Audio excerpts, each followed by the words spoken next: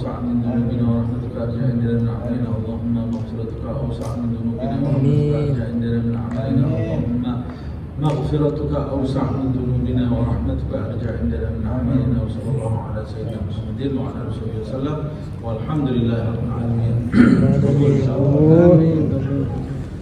Kita lanjutkan kajian Safinatun Najah karya Al-Allamah Syekh Salim bin Abdullah bin Smith.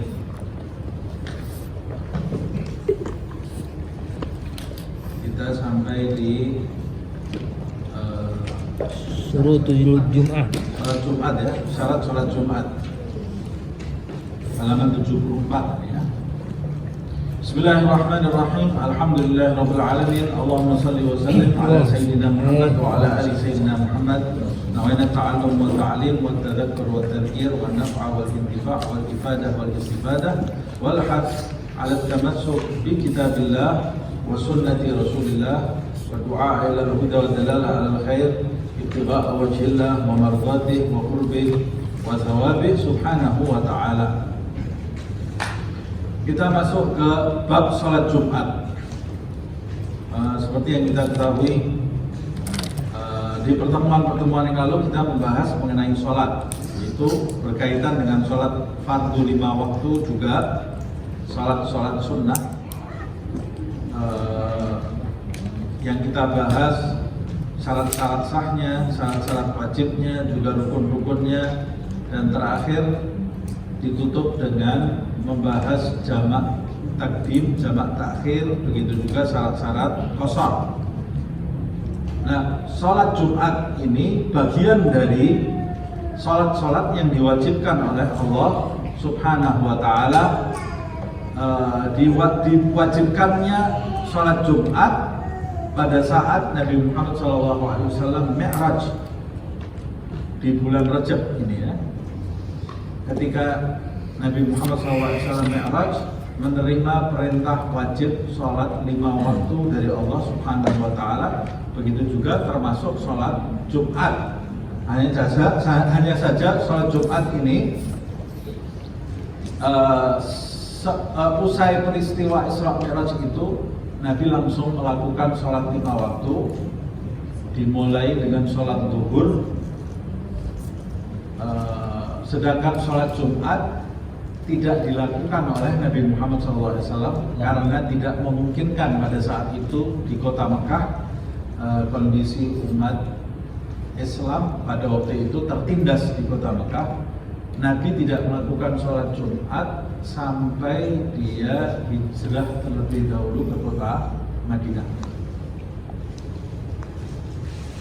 Dan dalam riwayat disebutkan yang pertama kali melakukan sholat Jumat adalah Mus'ab bin Umair, duta Rasulullah Sallallahu Alaihi Wasallam, karena dia satu-satunya sahabat yang diutus oleh Nabi Muhammad Sallallahu Alaihi Wasallam ke kota Madinah, dan di kota Madinah itu dia disambut oleh penduduk Madinah, dan dia terlebih dahulu melaksanakan sholat Jumat lebih dulu dari Rasulullah Sallallahu Alaihi Wasallam, karena di sana memungkinkan melakukan sholat Jumat.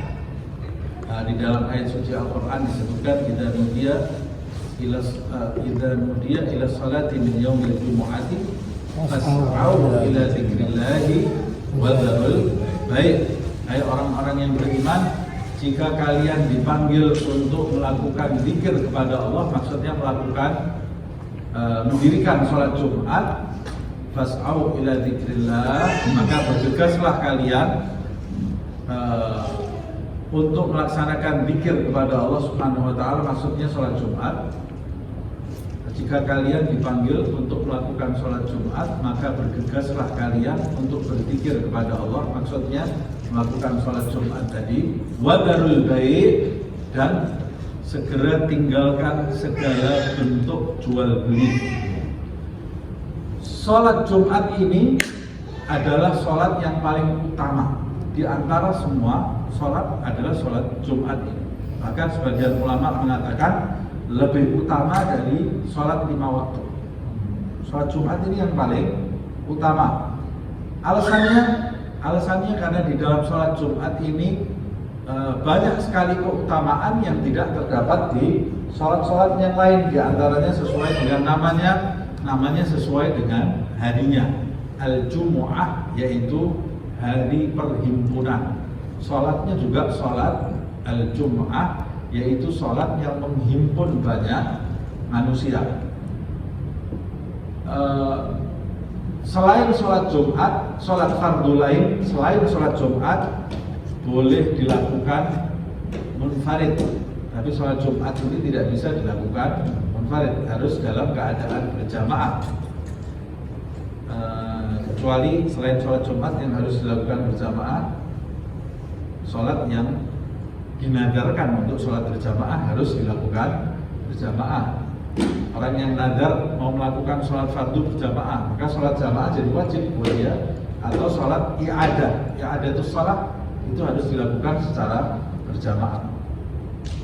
Begitu juga di antara keutamaan sholat Jumat, dia mempersatukan umat.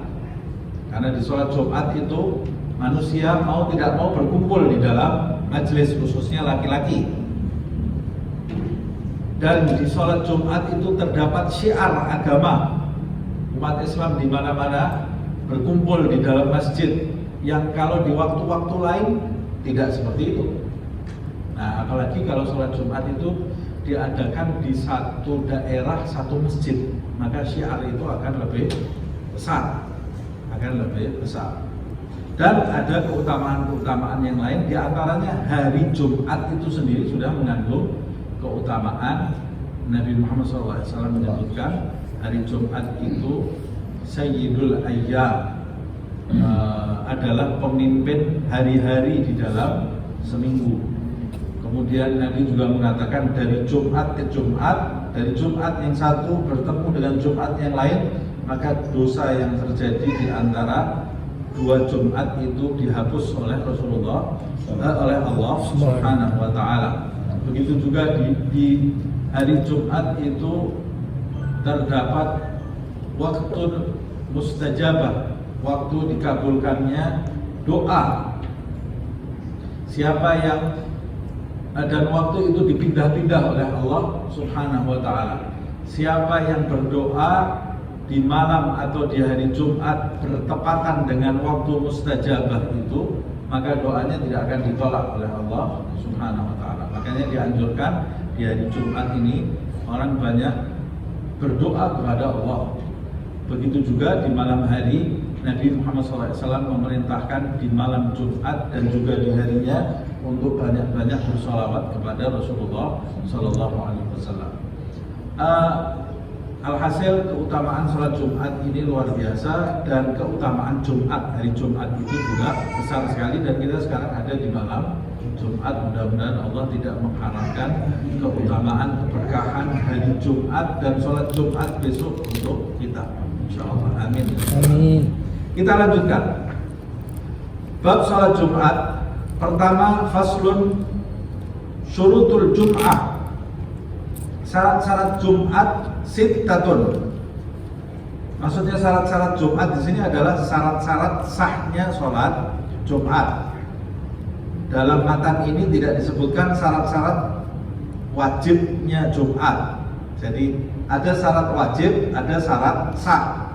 Syarat wajib yaitu siapa yang tidak memenuhi syarat wajib maka tidak wajib sholat Jumat. Kalau syarat sah, siapa yang tidak memenuhi syarat sahnya sholat Jumat maka tidak sah sholat Jumatnya. Walaupun dia wajib sholat Jumat, tapi kalau tidak memenuhi syarat-syarat sah ini, sholatnya tidak sah.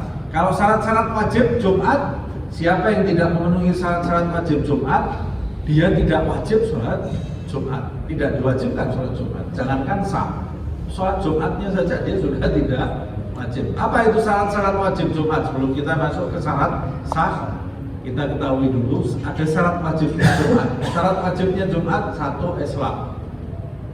Orang kafir tidak wajib sholat Jumat. Orang murtad wajib sholat Jumat, tapi kalau sholat Jumat tidak sah. Jadi kalau dia dalam keadaan murtad, dia tetap berdosa setiap Jumat, tidak melakukan sholat Jumat, tapi kalau dia mau sholat Jumatnya tidak diterima oleh Allah SWT, tidak sah. Nah, Islam pertama. Yang kedua, syarat wajib Jumat yang kedua adalah berakal. Orang Islam tapi gila, tidak wajib Jumat. Syarat keduanya dia harus berakal. Islam tapi dalam keadaan tidak sadar, dalam keadaan pingsan, atau dalam keadaan stres, atau dalam keadaan mabuk, maka pada saat itu dia tidak wajib sholat Jumat. Yang ketiga adalah balik, yaitu mencapai usia dewasa. Kita sudah belajar itu tanda-tanda balik. Orang Islam berakal tapi belum balik, tidak wajib dia sholat Jumat. Jadi harus memenuhi tiga ini dulu: Islam, berakal, balik. Syarat wajib yang keempat adalah hurriyah, yaitu merdeka. Hamba sahaya tidak wajib sholat Jumat.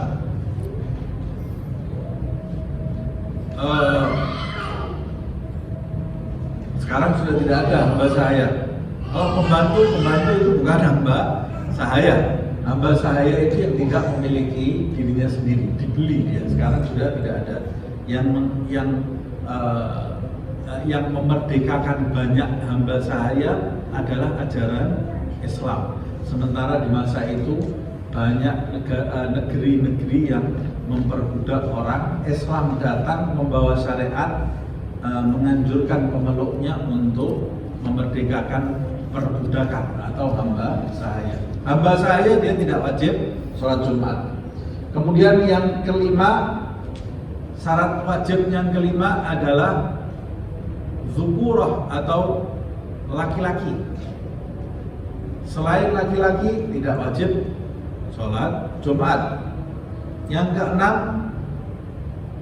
sehat, dalam keadaan sehat. Orang sakit tidak wajib dia sholat Jumat. Yang ketujuh adalah iqamah atau mukim. Orang yang sedang dalam musafir maka tidak diwajibkan dia melakukan sholat Jumat asal dia tidak melakukan musafir setelah azan subuh hari Jumat.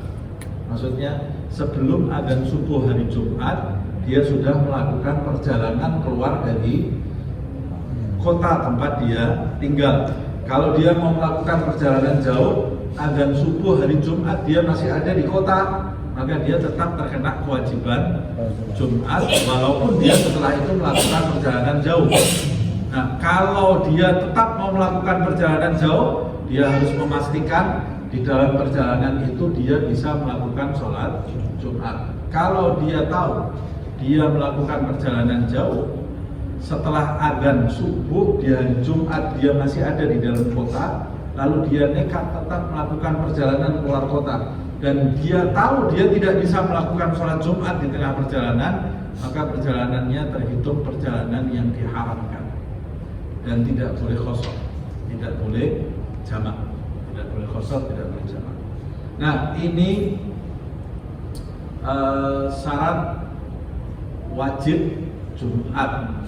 Yang tidak memenuhi syarat ini maka tidak diwajibkan melakukan sholat Jumat. Di dalam Bushrul Karim dijelaskan, kitab Bushrul Karim yang lebih besar itu dijelaskan, manusia itu dalam kaitannya dengan sholat Jumat itu terbagi menjadi beberapa kelompok. Kelompok yang pertama, orang yang wajib sholat Jumat dan terhitung dalam bilangan Jumat serta sah sholat Jumat. Kalau dia lakukan sah sholat Jumat. Maksudnya wajib, ya dia wajib sholat Jumat. Maksudnya terhitung dalam bilangan Jumat, karena minimal orang yang melakukan sholat Jumat itu minimal menurut mazhab Syafi'i harus 40 orang. 40 orang itu ada syarat-syaratnya nanti. Nah, orang yang wajib sholat Jumat ada 40. Kalau yang mendirikan sholat Jumat itu kurang dari 40, yang wajib kurang dari 40, maka tidak sah sholat Jumatnya. Nah, kelompok yang pertama ini kelompok yang wajib sholat Jumat dan terhitung dalam bilangan Jumat, dalam bilangan 40 tadi. Yang ketiga, sah sholat Jumatnya. Siapakah mereka? Mereka adalah orang-orang yang memenuhi syarat wajib yang baru kita sebut tadi. Islam, baligh, berakal, merdeka, laki-laki, sehat, mukim. Ini kelompok yang pertama. Kelompok yang kedua, tidak wajib sholat Jumat, tidak terhitung dalam bilangan Jumat. Artinya kalau dia hadir, dia tidak nambah jumlah 40 tadi, tidak terhitung dalam bilangan 40 sholat Jumat itu, tidak terhitung. Tapi sah sholat Jumatnya. Kalau dia melakukan sholat Jumat, sah. Kalau sah berarti dia tidak perlu sholat zuhur lagi. Siapa dia? Wanita. Perempuan itu kalau dia hadir di jamaah sholat Jumat, dia tidak tergolong orang yang diwajibkan, perempuan. Yang kedua, kalau dia hadir, dia tidak terhitung dalam bilangan. Kalau umpamanya makmum sholat Jumatnya 35, 40, tapi yang 5 perempuan, tidak sah, karena perempuan ini tidak terhitung dalam bilangan Jumat. Tidak wajib, tidak terhitung. Tapi kalau dia tetap sholat Jumat, 2 rakaat sholatnya sah, dia tidak perlu sholat zuhur lagi, tidak perlu sholat zuhur. Siapa itu? Perempuan, anak kecil yang belum balik, begitu juga budak. Kemudian yang ketiga, wajib sholat Jumat tapi tidak terhitung. Kalau dia melakukan, dia tidak terhitung dan tidak sah. Siapa mereka? Orang yang murtad. Alhamdulillah, semoga Allah menjaga agama kita sampai kita menjumpai Allah dalam keadaan muslimat. Orang yang murtad, dia tetap wajib sholat Jumat, tapi kalau dia sholat Jumat tidak terhitung dalam bilangan Jumat dan dia tidak sah. Berapa ini? Ketiga ini ya. Kemudian yang keempat adalah orang yang tidak wajib sholat Jumat, tidak wajib dia sholat Jumat,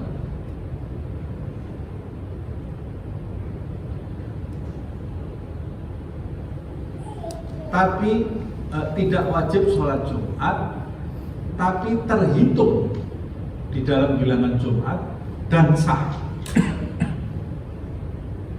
Tidak wajib sholat Jumat, tapi kalau dia sholat Jumat terhitung dalam bilangan Jumat dan sah. Siapa itu? Mereka adalah orang yang memenuhi syarat tadi, tapi dalam kondisi sakit. Laki-laki, berakal, baligh, Islam, mukim, sehat, mukim, tapi dia dalam keadaan sakit. Orang yang sakit kan tidak wajib sholat Jumat, cuma dia memaksa dirinya untuk pergi sholat Jumat. Pada saat dia memaksa dirinya pergi untuk sholat Jumat, walaupun dia tidak wajib, dia terhitung dalam bilangan Jumat yang 40 tadi dan sah sholatnya sah. Kemudian yang kelima ini wajib tapi tidak terhitung dalam bilangan,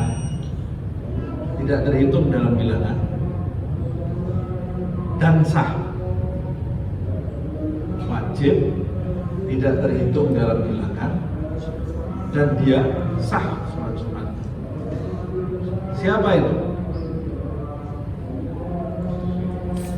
Dia adalah seorang yang mukim. Mukim itu orang yang pergi melakukan perjalanan jauh lebih dari 3 hari. Jadi dia sudah tidak termasuk musafir lagi. Tidak termasuk musafir. Umpamanya saya pergi ke Solo, mau tinggal berapa lama di Solo? Sebulan.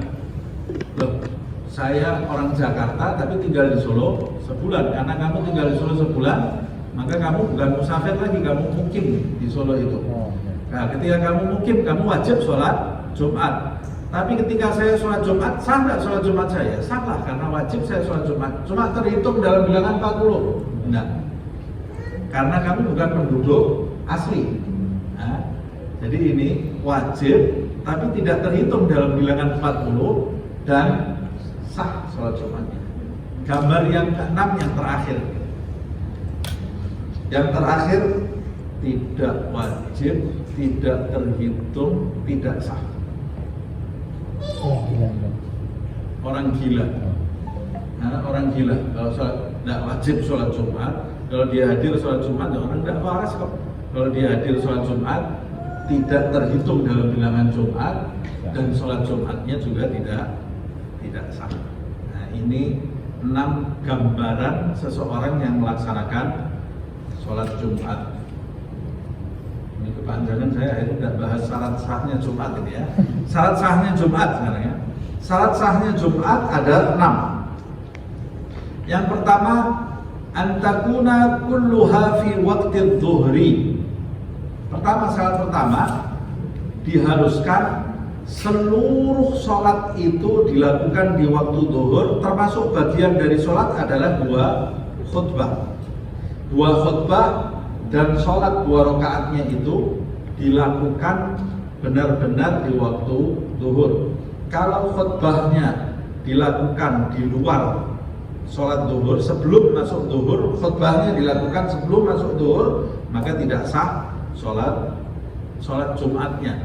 Harus dimulai khutbah itu setelah adzan zuhur. Makanya kalau kita lakukan sholat Jumat, sebelum khatib naik mimbar ada adzan. Sebelum khatib memulai khutbah, maksud saya ya, dia mengucapkan salam terlebih dahulu. Muadzin itu mengumandangkan adzan sebagai tanda masuknya sholat waktu zuhur, baru kemudian khatib itu melakukan khutbah, sebab khutbah Jumat itu bagian dari sholat Jumat. Kalau khutbahnya dilakukan sebelum adzan zuhur, walaupun sholatnya dilakukan di waktu zuhur, maka tidak sah. Sholat Jumatnya tidak sah, harus diulang menjadi sholat zuhur, atau diulang sholat Jumatnya seluruhnya kalau masih ada waktu. Atau khutbah di waktu zuhur, sholatnya sudah adzan asar, maka harus berubah sholatnya jadi sholat zuhur, tidak boleh sholat asar, tidak boleh sholat Jumat. Jadi bagaimana kalau umpamanya sekelompok orang melakukan khutbah Jumat, kemudian berdiri Allahu Akbar sholat Jumat, kemudian adzan asar? Bagaimana ini sholatnya? Ya sholatnya harus jadi 4 rakaat, tidak bisa jadi 2 rakaat. Sholatnya harus berubah menjadi sholat zuhur. Kalau sekelompok orang mau melakukan sholat Jumat ragu-ragu, ini kalau saya lakukan waktunya masih cukup apa enggak?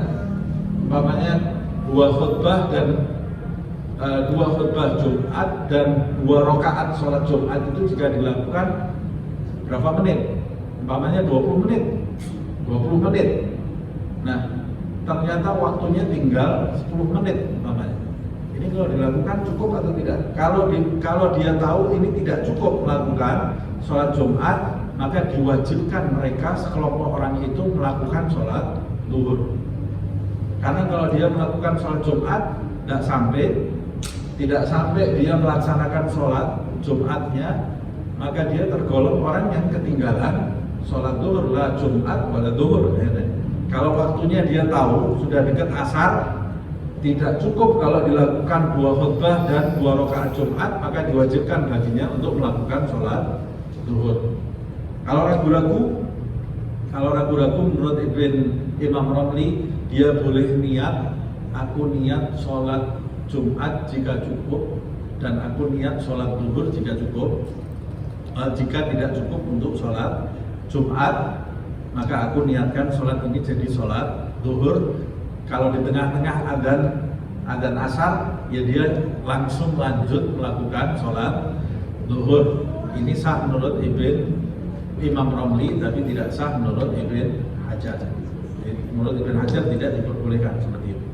Nah, kemudian syarat berikutnya adalah wa an tuqama fi khuttatil baladi, dan sholat Jumat itu harus didirikan di dalam batasan kota.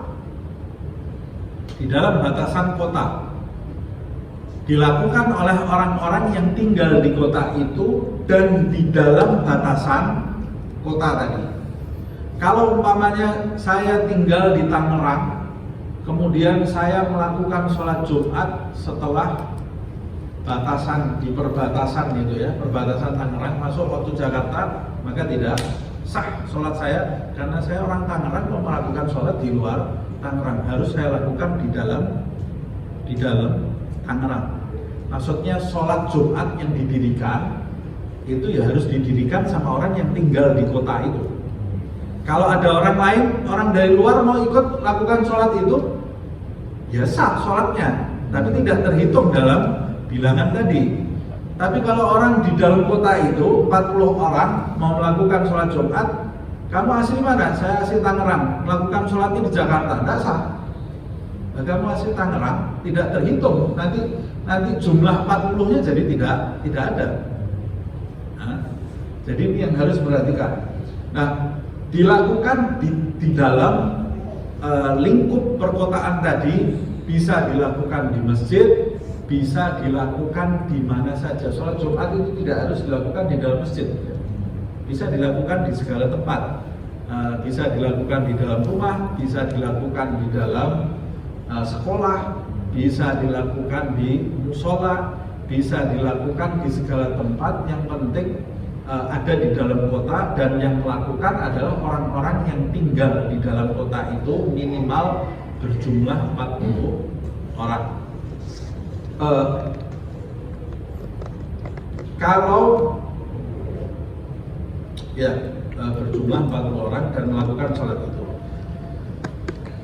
makanya afdolnya satu daerah itu, afdolnya kalau mazhab Syafi'i itu menginginkan di satu daerah itu didirikan satu sholat Jumat. Satu sholat Jumat.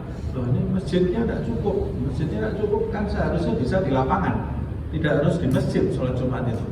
Nah, masa kita bisa membangun mall yang besar, bangun stadion besar, bangun tempat macam-macam, tapi kita tidak bisa bangun tempat khusus untuk orang sholat Jumat yang besar.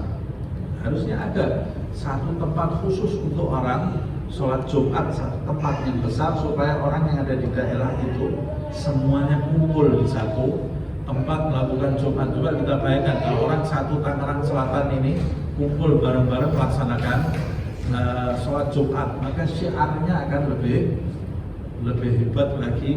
Bayangkan kalau imamnya waladhdallin aminnya satu Tangerang Selatan ya, lebih syiar lagi kan. Kemudian minimal orang satu kota itu bisa kumpul satu minggu sekali, bisa saling mengenal yang satu dengan yang lain. Nah, sekarang setiap tempat, setiap kampung ada sholat Jumatnya, tidak ada yang kenal satu dengan yang lain. Ya sudah, kenalnya satu kampung aja. Padahal kalau kumpul di satu tempat bisa besar sekali. Ya. Nah, kalau orang yang nomaden pindah-pindah, dia tidak punya daerah, bagaimana? Dia bisa mengikuti sholat Jumat. Orang yang tinggal di kemah umpamanya, dia mengikuti sholat Jumat yang kedengaran panggilan Jumatnya. Kalau dia tidak dengar panggilan Jumat, maka dia tidak wajib melakukan sholat Jumat. Dia harus melakukan sholat zuhur. Sebab idzan dia lis-sholati min yaumil jumu'ah, jika kamu diseru. Kalau dia tidak dengar seruannya, ya dia melaksanakan sholat zuhur. Atau dia bisa ikut sholat Jumat yang terdekat, yang terdengar seruannya.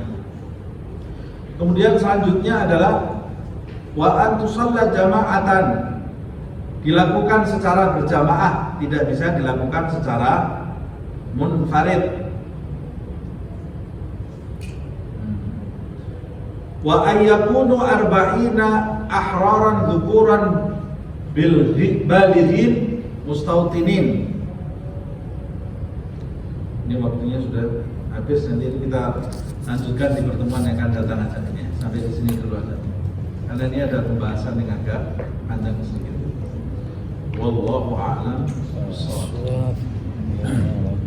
Ya Rabbana tarafna bi annana tarafna wa annana asrafna ala ladha asrafna fatub alaina tawban taghfir li kulli rawba waskur lana rawati wa aminir rawati waghfir li walidina rabbi wa mauludina wal ahli wal ikhwani وسائر الإنسان وكل ذي محبة أو جيرة أو صحبة والمسلمين أجمعين آمين ربي اسمع فضلا وجودا منا لا باكتساب منا المصطفى رسولي نحظى بكل سولي بالمصطفى رسولي نحظى بكل سولي بالمصطفى رسولي نحظى بكل سولي صلى وسلم ربي عليه عند الحب وآله وصحبه عداد التخصيص به والحمد لله بالبدء والثناء. أشهد أن لا إله إلا أنت أستغفرك وأتوب إليك. سبحان ربك رب العزة عما يصفون وسلام على المرسلين والحمد لله رب العالمين.